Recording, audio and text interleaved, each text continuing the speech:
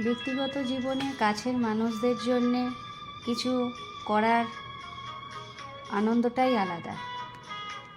তাই আজ আমি আমার প্রিয় মানুষদের জন্যে কাবলি ছোলা এবং রাজমা দিয়ে একটা প্রিপারেশান করব।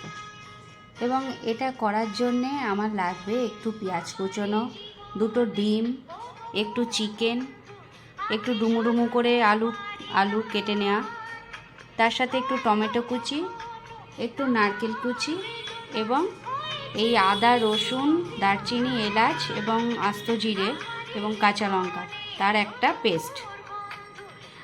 এবার আমি কিভাবে করছি চলো সেখানে চলে যাই।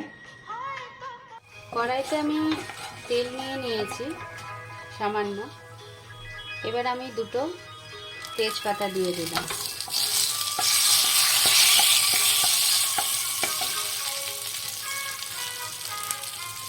এবার কুচনো পেঁয়াজগুলো দিয়ে দেবো।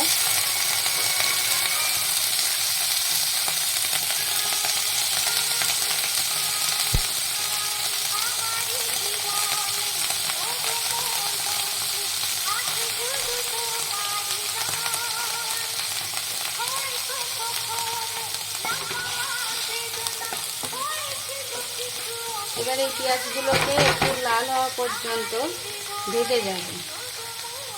আর এই যে আমি কাবলি ছোলাটা তখন দেখালাম, এই কাবলি ছোলাটা সিদ্ধ আমি প্রেসারে সিটি দিয়েই তারপরে আমি এই বাটির মধ্যে ঢেলে রেখেছি।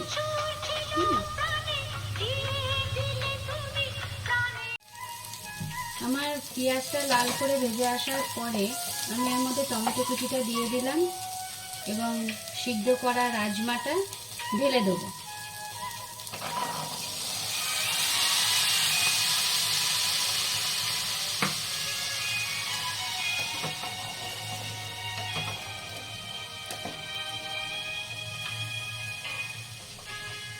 এবার আমার এই পেস্টটা এর মধ্যে আমি দিয়ে দেবো।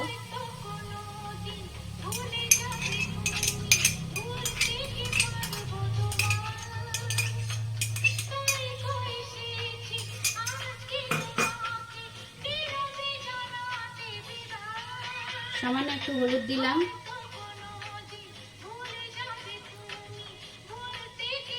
একটু নুন দিলাম।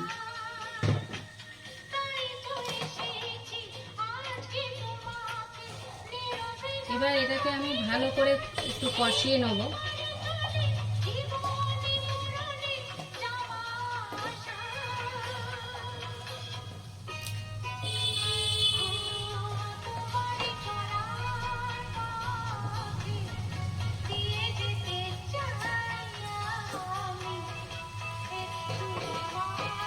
একটু কষিয়ে নেব।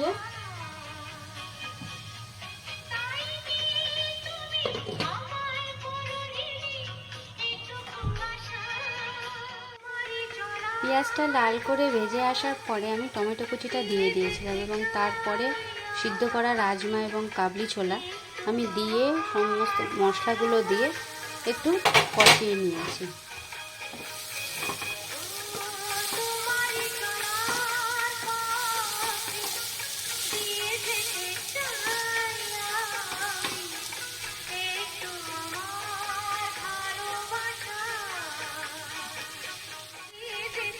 আমার কষানো অর্ধেক হয়ে গেছে। এবার আমি এই মাংসগুলোকে একটু ভেজে রেখে দিয়েছিলাম সেগুলো দিয়ে দিলাম এর মধ্যে।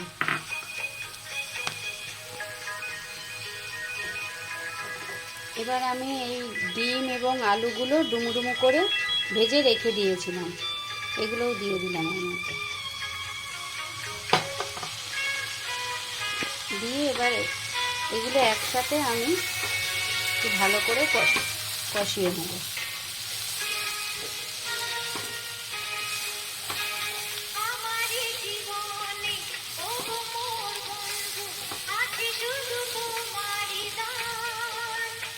রান্নার মধ্যে একটা ভালোবাসা থাকে এবং যতই পরিশ্রম হোক না কেন, যখন কাছের মানুষরা খেয়ে বলে যে ওটা ভালো হয়েছে, সেই পরিশ্রমটাকে তখন আমাদের আর পরিশ্রম মনে হয় না, তখন আমাদেরও খুব ভালো লাগে।